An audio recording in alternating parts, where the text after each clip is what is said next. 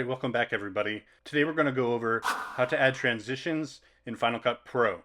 First thing we're going to do is open Final Cut Pro, and I need something to transition between. I'm going to choose a generator here, which are sort of backgrounds. I'm going to choose Aurora 2, put that in my timeline, and then for the next one I'm going to click Clouds. We now have two videos on our timeline, and right now when you play them, it just abruptly goes to the next clip. We want to make a smoother version. So over here, our transitions browser, and it's this icon here. We're going to click on it. And I'm a big fan of the cross dissolve. Today we're going to do something more fun. We're going to try out the black hole transition. So we're going to drag and drop that between the two videos I have selected. And it's going to create this gray box for us.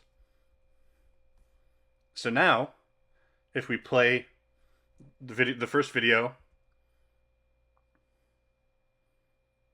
it transitions into our clouds.